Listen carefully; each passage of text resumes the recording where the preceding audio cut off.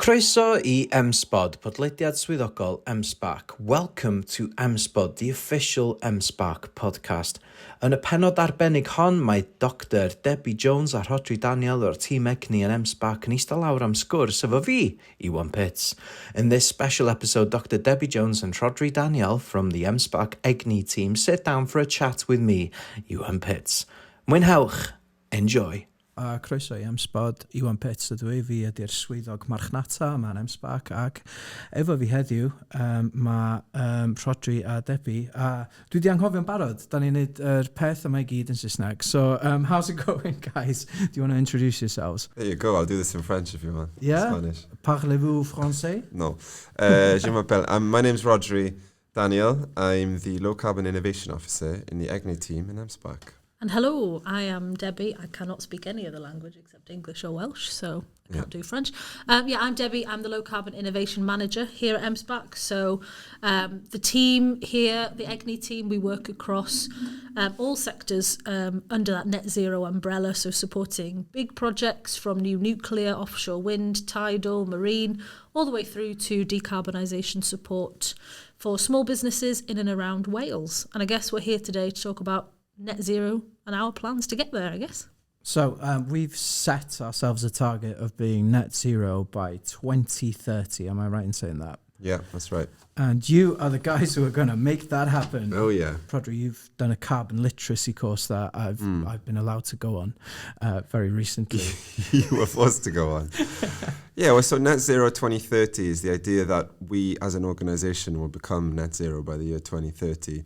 Net zero meaning that there is no net emissions from our activities. So if you add up all of the emissions that come out of our activities, such as on-site and through our supply chain, if you add all of that together and then take away the carbon that we take away from the atmosphere, does that equate to positive or negative value? And hopefully it'll be net zero is the idea.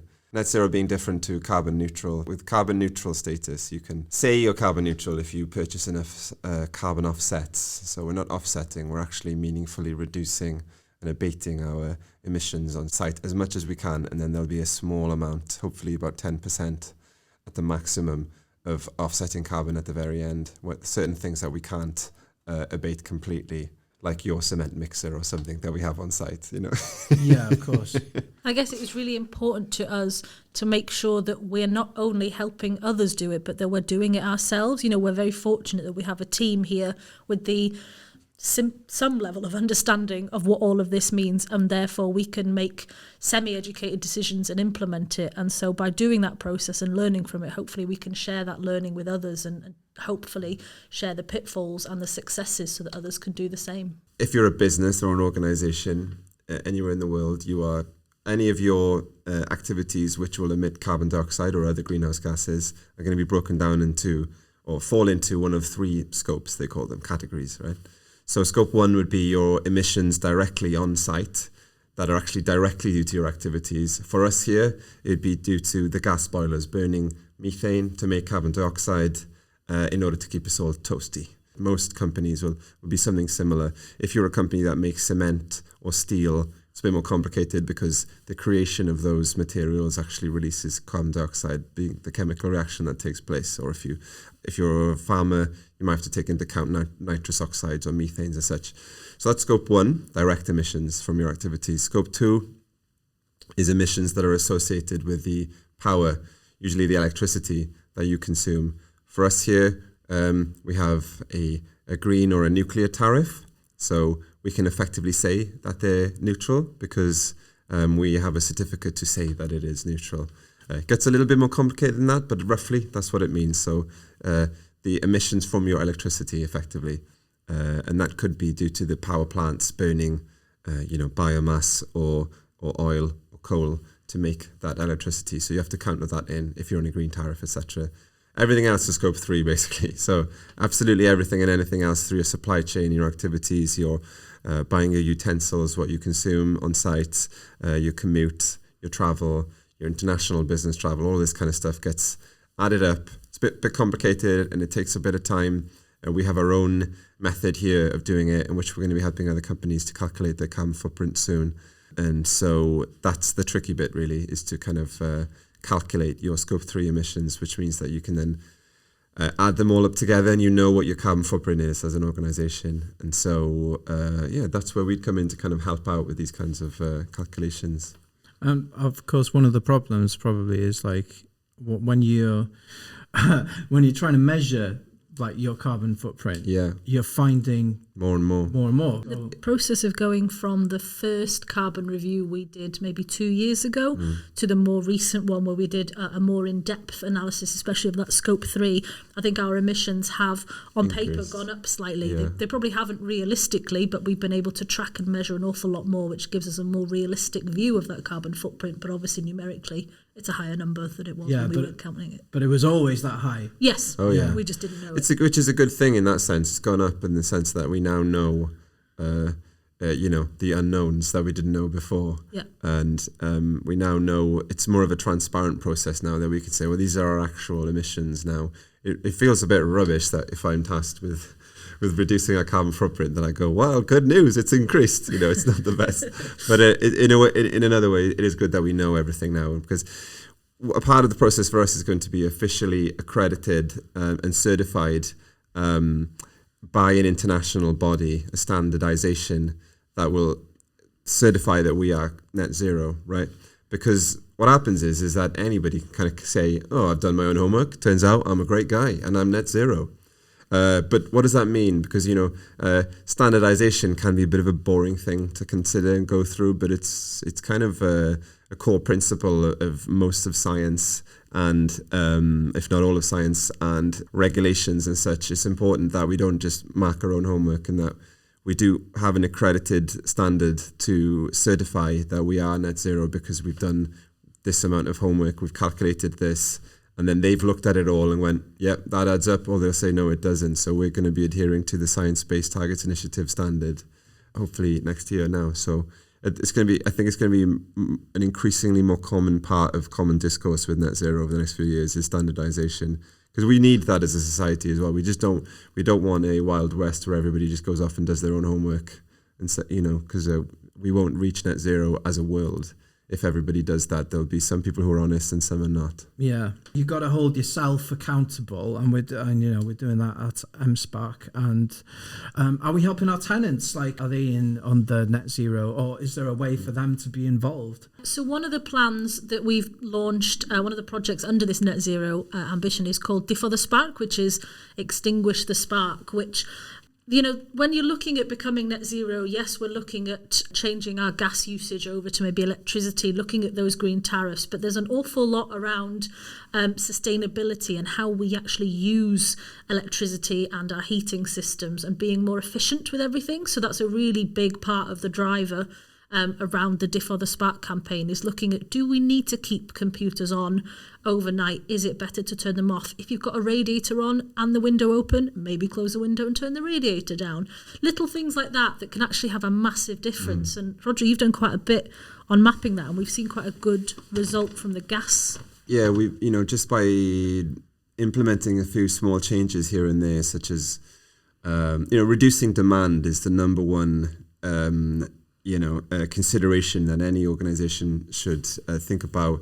If not in the world, there's so much inefficiency and there's so much wastage, but just reducing the amount of demand that we require and have another think about it. And like you were saying, the more you research, the more you realize, it's kind of the similar when you look into your own processes and activities, the more you realize we were wasting energy here, that doesn't need to be on, why is that on, etc. And it's funny that it always defaults to wastage and not like, oh, we could use more energy, but that's just the way of human nature, I suppose. But yeah, so reducing demand has been one of the number one key tenets of Diffodd y Sparc and Net Zero 2030. So what we did is we looked at our gas usage and we looked at our ways of decreasing the usage whilst also maintaining, tenant comfort as well as staff.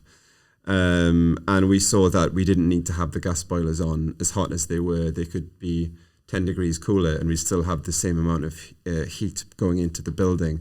There's a particular process that happens in a gas boiler, even at home, because they're called condensation boilers because below a certain temperature, they start to condense the water, which comes back around from the outlet pipe. And so if you're too high a temperature when that water comes back, you actually lose 10% efficiency. And having another look at thermal jackets for the pipe work, and having another look at time scales for when the boilers kick in and off, and just dropping down the temperature by 1 or 2 degrees can drop your entire usage by 9%. So we've seen a significant drop in our gas usage this year compared to last year. Confusingly, our electricity is actually going up. Now, we are a science park, so we have 200 people here who work on site. We think it's because of capacity has gone up since last year, since we measured, because people are coming into the office a little bit more than they were even after the lockdowns were kind of stopping last year. So, people will come to the office more. So, it's a bit of a confusing one, especially given that we've installed 100 kilowatts of PV on site. But it's all part of the process, and the more we delve into it, the more questions get raised. And so it's not always an easy, straight line.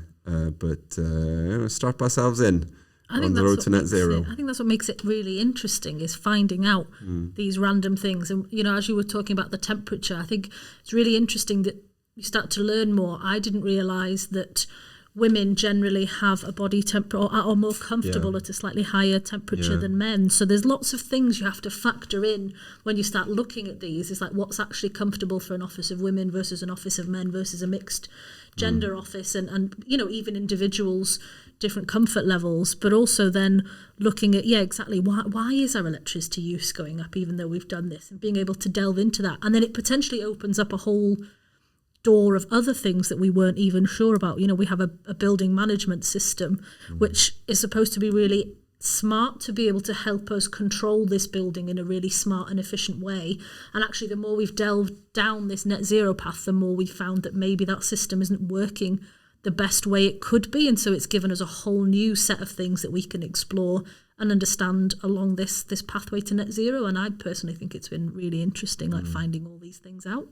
Yeah, Tom Burke, our digital innovation manager, he's working with you guys on M-SParc. Yeah, so this M-SParc project is working with our digital innovation team to look at how we can use digital innovation to put loads of sensors and other things that I don't fully understand around the building. To make the building smarter. To make the building smarter, so we can get more information, so that we can make even better decisions and even more informed decisions and just change the world. Yeah, because if we can get to the point with automation and stuff where if a room's empty, that lights don't need to be on. That'd be great. Yeah. Electric doesn't need to be on, I guess. The heating doesn't need to be on in that room. Yeah. So that would go a long way towards reducing our usage, at least.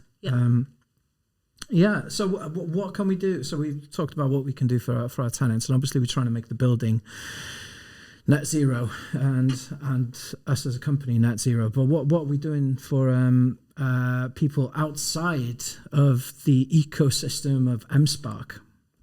Well, we've actually just developed a carbon literacy course. Oh yes, I've mentioned that I was allowed to go on it. Yeah, you enjoyed it very, really very much. much. No, it was an eye-opening course. Yeah, but I mean, at points it was.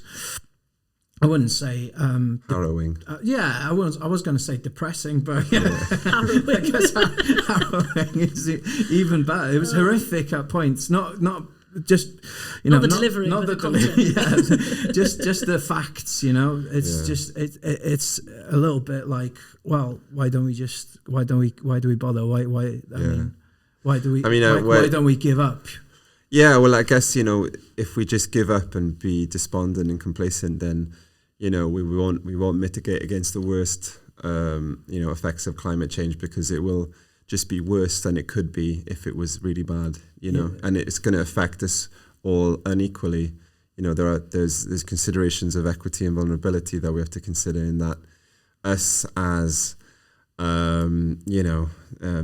well, historically we've been high up on the blame list, I guess you could put it, as a country. So just to understand, just to explain, the carbon literacy course is like a large scale educational platform that's kind of franchised out of Manchester University. The idea is that a company or its staff would attend one of these courses and they would become carbon literate by learning about climate science.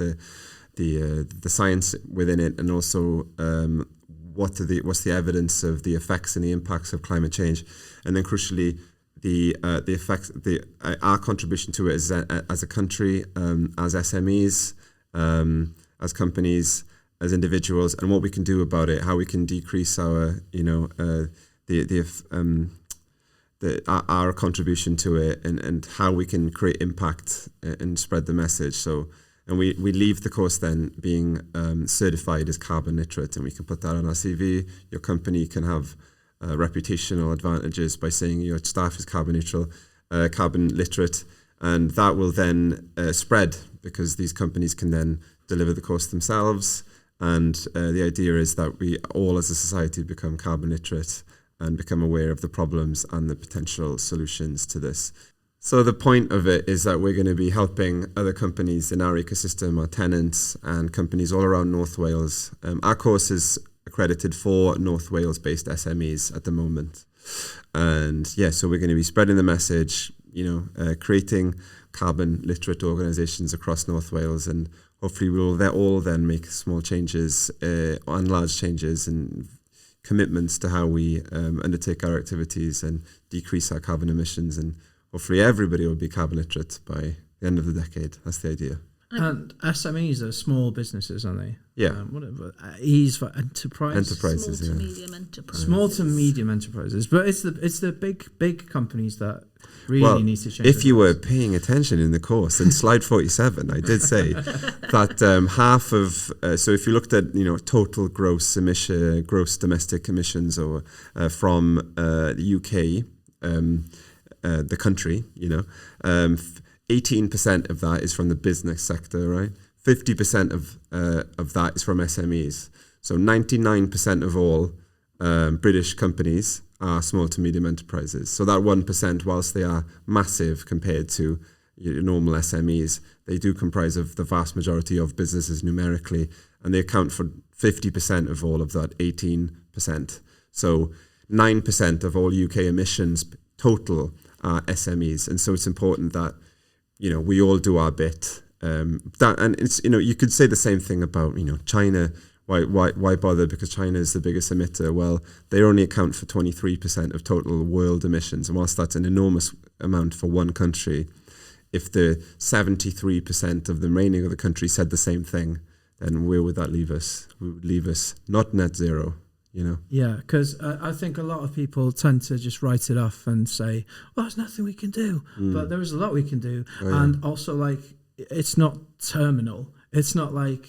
Not yet. Not yet. We haven't gone over the edge just yet. There's still time to turn it around and stop the global temperature rising above 1.5%. That's the goal. And I think it's important that this narrative around, if China isn't doing it or those big corporations aren't doing it, why should I? It's a really dangerous and unhealthy narrative to have, because we all have a responsibility towards helping to get to net zero, and lots of small things will add up to large interventions. And if everybody has that attitude, as Rhodri said, we're never going to get there. And ultimately, it's like cutting your nose off to spite your face. I'm not going to recycle, and I'm not going to do what I can. My house is flooded every year for the last 5 years because of sea level rises. Whoops. It's too late once those things are happening. So the more we can do now to mitigate against these things, the better chance we have of a stable future. And, we're all fairly young, of a similar generation, but, if children younger than us, they're going to really suffer through some of these climate impacts if we don't do something about it now. And I don't think it's fair for us to all sit there and say, I'm not going to bother because so-and-so isn't bothering, when it's children that are going to be ultimately paying the price for that. I just don't think that's right. Yeah, and it's not just children. When you look at who's going to be affected, I drew a little picture for you, didn't I, Debbie? Yes, you did. I think I can't remember what I wrote on it. Was it climate that it was change sexist? is sexist? That's right, because it is. It's all about the minority groups around the world that are going to be affected the worst by climate change. There's a fact, and I can't remember the exact fact, so I shouldn't call it a fact. Over the next 3 to 5 years, there is a high risk that the Maldives, which is an entire country made like island communities, will be underwater. We could, in the next 5 years, lose an entire country. Now, when you stop and think about the impact of that beyond the fact that an entire community has lost its cultural heritage, its land, its community feel, there's a whole migration issue there. Like, that's very hot on topic at the moment. Where are those people going to go if we've literally drowned their land? And you start to see that happening, and that's in the next 5 years. We're going to see that more and more, and you can start to see the wider impacts and implications of that. And that's when that harrowing point around that carbon literacy course comes back in, when you start to see that these small changes now lead to bigger and bigger ones further down the line. If we don't address them soon, we could be in a position where we're going to really struggle with this. And so it's important that everyone does their bit. Sermon over. Yeah. For now. Yeah, wow. Let's go.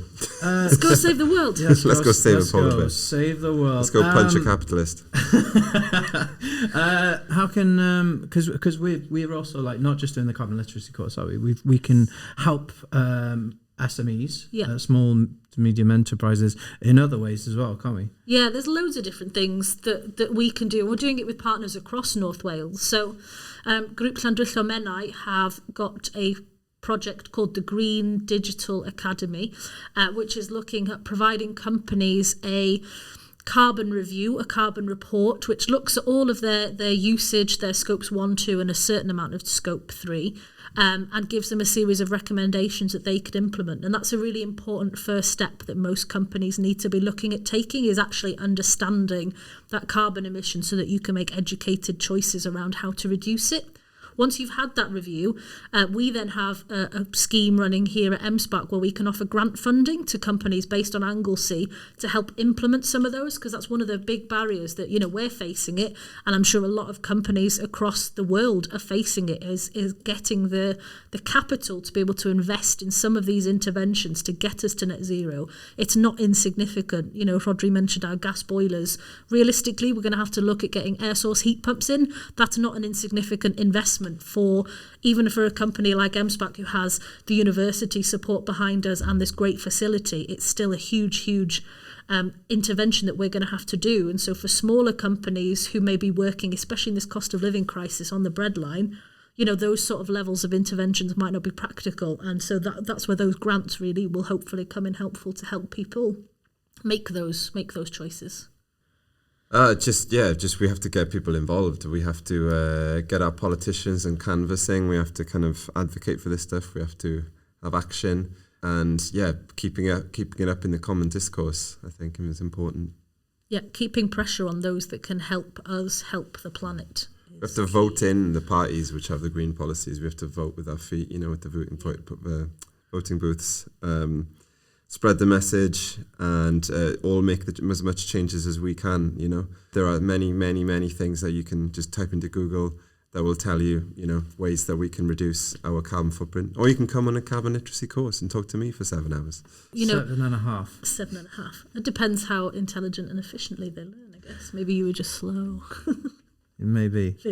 It's also important to note that a lot of these interventions will result in financial savings as well. Reducing your energy use will ultimately reduce the cost because you are using less energy. And so in this time where we're facing a cost of living crisis and the prices of energy are going through the roof, there are 2 reasons really to be looking at efficiency, both carbon and financial. Merry Christmas. Merry Christmas. If you want to see a house with amazing Christmas lights, please come and see me. Well, Dr. Debbie, you're clearly like the Christmas queen of M-SParc. Oh, yes. And it is the Christmas season. Yes. And it's the end of the year, and, Christmas is a good time. Would you like me to break into song? No, not at all. Shame. But you have recorded a song. We all have, but yes. Rhodri, you flat out refused to be on it because you're a bit of a Grinch, aren't you? That's a little bit, yeah. Just a little bit, but it's it's that you can check that out on our socials. We've got the Green Tech Accelerator coming up in the new year. Yep. That's all registered out, so there's no more room for anyone to join. Nope, but if people are interested, please get in touch, because there will be more programs like that running throughout 2024. You know, and as Rhodri mentioned, we've got the carbon literacy, which we can offer to people. We can provide support for carbon footprinting and signpost people towards that Green Digital Academy that's being run by Grŵp Nadolig Llawen. We've got those grants available for companies who want to do some of these interventions. And just generally, we're here to try and support and help in any way we can. So if this has struck a chord, then please get in touch with us, because we're happy to try and help. And what's the best way of doing that, apart from going to your house? Apart from finding my Christmas house, there's a couple of ways that you can get in touch with us. You can drop in. M-SParc is open Monday to Friday, and we have a lovely cafe here. So if you want to drop in for a panad, and then you can always ask Catherine at reception to chat to any of us in the Egni team, and she'll get in touch. She'll pull one of us out if we're free. Or you can have a look on the M-SParc website. There's a whole page dedicated to the Egni team, and our contact details are on there if you want to drop us an email or pick up the phone. How would someone have a carbon neutral it's net zero Christmas? I think carbon neutral scans better with Christmas. I'm going to rephrase that. I'm going to have a think. Okay. How would someone have a net zero New Year? As in, well, making it the New Year's resolution, I guess, is to research ways of reducing your carbon footprint, and then do that and pledge and undertake that action. The pledges are part of the and make that commitment, I guess. But in terms of Christmas, obviously using LED lights. I'm not being a complete Scrooge and saying no more Christmas lights, anybody, because they're for the spark and we've got to turn off the lights. I won't be having that. Yeah, but locally sourced food. Yeah, absolutely, locally sourced food. Turning down the radiators a little bit. Wear a jumper. Wear more jumpers. Christmas jumper. Christmas jumpers. Yeah. Locally sourced food. Turning down the temperature on the gas boiler and the washing machine, and turning your gas boiler off onto eco mode. Slightly less consumption, maybe less Amazon, more just buying from local artists and creators of all sorts of gifts that you can get people. That will reduce your carbon footprint. If we can, slightly less less travel and international travel.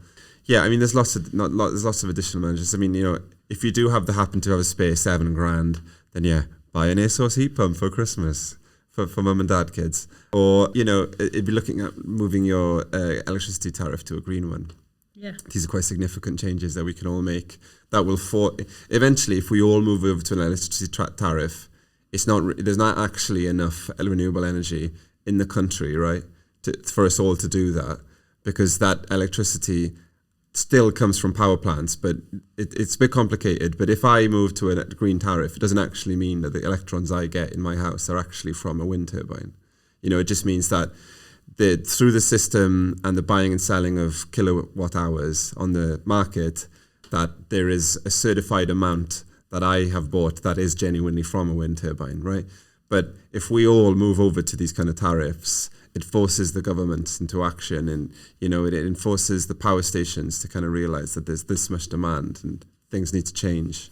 And so it's getting attitudes and behaviors on board as well, not just kind of actions, but attitudes as well. Yeah, I was going to say it's also important to don't be overwhelmed by this. Yes, if you have the capacity and the drive and the desire to make those huge changes with your air source heat pumps, go vegan, get an electric car, these are all great, but there are still things that people can do. If you really want those pigs in blankets on Christmas Day, which I do, get them from a locally sourced butcher so that the carbon associated with them is less than if you were to buy produce from a supermarket which has been shipped all around the country.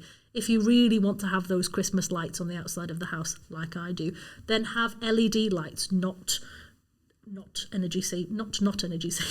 Have LED Christmas lights, because they have a lower electricity use than other lights. So there's lots of little interventions that you can go. We don't all have to change the way that we live instantly. It's going to be a slow and incremental process. The important thing is that we're all on that journey and that we're making those steps rather than completely ignoring it. Nadolig Llawen. A dyna ni, diolch i Rhodri a Dr Debbie am y sgwrs difyr iawn. Cofiwch ganddo nifer o swyddi newydd ar ein gwefan, mae'r dyddiad cael mis Ionawr, felly cerwch draw i weld sef ydwch chi ymuno efo'r tîm. Mae hi'n nadolig a da ni gyd am cael wythnos i rechargio'r batteries a dathlu, ond fydd M-SParc ar agor eto o'r ail o Ionawr ar gyfer hot desgio a digwyddiadau cyffroes. Fel yr un AI creadigol, lle fyddan ni'n dysgu am pa mor ddefnyddiol ydy AI wrth wneud gwaith creadigol. Welwn ni chi yna. It's Christmas! And we're going to be off for a week or so, living our best carbon net zero lives. But M-SParc will be open again for hot desking and events from the 2nd of January, including a creative AI event where you can learn about the usefulness of AI as a creative tool. Remember, we have several new jobs on our website. The closing date to apply is in January, so check it out to see how you can join our team. Thanks for listening. Diolch am wrando. Nadolig Llawen.